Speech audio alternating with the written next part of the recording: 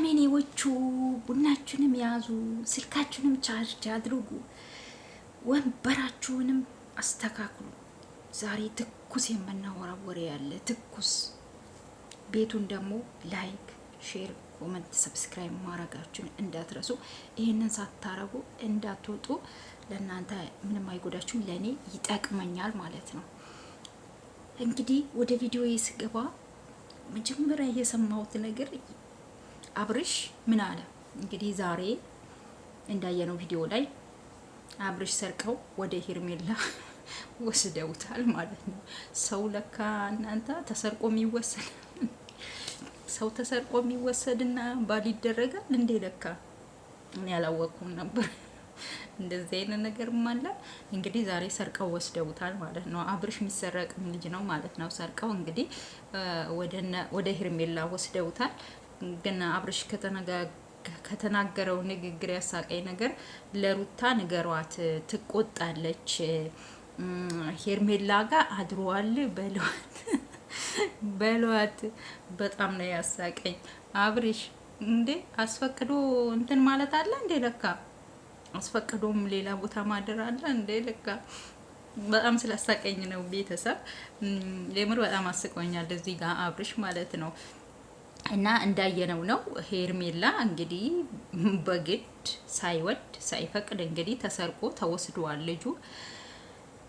በጣም የሚገርም ነገር ነው እውነት ለመናገር። እንዴት የሰው ልጅ ያለ ፍላጎቱ ሳይፈልግ በግድ ሰው ሰርቆት እሱ ጋር ለሷ ተወስዶ ሲሰጣት በደስታ እንደዛ መዝለሉ አስፈላጊ ነው ብላችሁ ነው የምታስቡት? ግን ሄርሜላ የምር ሄርሜላ እውነትም በዚህ ልክ የአብርሽ ያላት ፍላጎት ትክክል ነው ብላችሁ ነው የምታስቡት? ይሄ ነገር ትክክል ነው? በምንም ብትሄዱ በቃ ይሄ ልጅ ሚስት አለው፣ ልጅ አለ። የፈለገ ቢፋቱ የፈለገ ቢጣሉ ማለት ነው ሄርሜላ የምታረገው ድርጊት ትክክል ነው? የፈለገ ነገር ይጣሉ፣ የፈለገ ነገር ያርጉ፣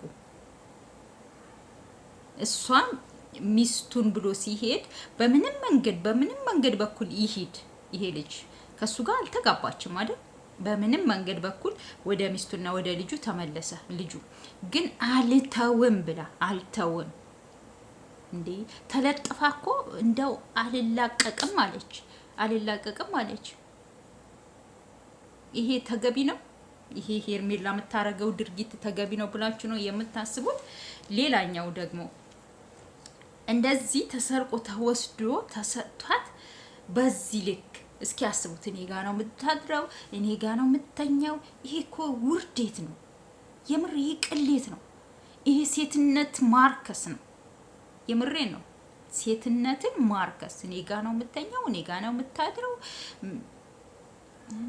ሄርሜላ ግን ትንሽ ስለ ራስሽ ክብር አትጨነቂም? ስለ ሴትነት ክብርሽ ትንሽ አትጨነቂም? በዚህ ልክ መውረድሽ። ቅድም አንቺ ቤት የተለቀቀ ቪዲዮ አይተናል። ኤፍሬም እንደዛ ሲላላጥብሽ ማለት ነው። እንደዛ ሲላላጥብሽ። ድሮም እኮ ራሷን ዝቅ ያደረገች ሴት ቤተሰብ፣ ድሮም ራሷን ዝቅ ያደረገች ሴት መጨረሻዋ ይሄ ነው። መጨረሻዋ የሰው መጫወቻ። አንቺ እኮ እንዲያረግሽ ሴት ነሽ፣ አንቺ እኮ እንዲነበርሽ፣ አንቺ እኮ ባለትዳር ወንድ ላይ እንደዚህ የሆንሽ ሴት ነሽ። ይሄ ነው ራሷን የማታስከብር ሴት መጨረሻ ይሄ ነው። ኤፍሬም እንዴት ሲላላጥባት እንደነበር መጨረሻ ላይ ደግሞ እሷን ለማቃጠል ፈልጌ ነው ሲል ሰምታችሁታል። በዚህ ልክ ራሷን ያዋረደችው ራሷ ናት። ገብቷችኋል? ኤፍሬምን አትቆጡ። ለምን ትቆጣላችሁ?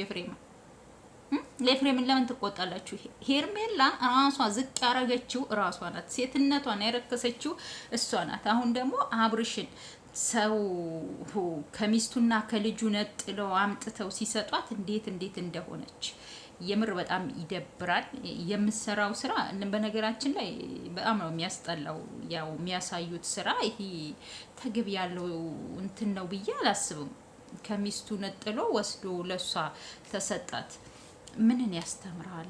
የምር ቤተሰብ ግን ቆም ብለን ስናስብ አብርሽ እኔ ጤነኛ ነው ብዬ ነው የምለው። አብርሽ አልታመመም። አብርሽ ጤነኛ ነው፣ ምንም አልሆነ። ሩታ እንዳትቆጣ አለ እኮ ደግሞ ጭራሽ ሩታ እንዳትቆጣ ንገሯት፣ ሄርሜላ ጋር ድሯል በሏት። እንዴት ነው ይሄንን ብላችሁ ንገሯት? ምን ማለት ነው? ምን ማለት ነው? ከሩታ ጋር መጥታ ሄርሜላ ጋር ስታድር እንዴት ነው ሩታ ማትቆጣ? እንዴትስ እንዲህ ልትል ቻልክ? የምር እኔ እንጃ፣ በጣም ነው እየገረመኝ።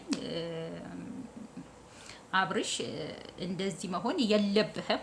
ውሳኔህን አንድ ውሳኔ መወሰን አለብህ እዚህ ጋር። በነገራችን ላይ እኛ ማንም የራሱን አስተያየት ነው የሚሰጠው።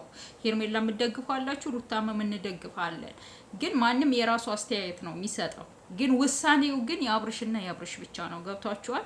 ውሳኔው የሱ ነው። ደግሞ እንደዚህ አይነት ውሳኔ አይደለም መወሰን ያለበት። በቃ ሄርሜላ መምረጥ ካለበት ሄርሜላ መምረጥ አለበት፣ ሩታ መምረጥ ካለበት ሩታ መምረጥ አለበት እንጂ አንዴ ሩታ ጋር አንዴ ሄርሜላ ጋር ይሄ ምን የሚሉት ነው?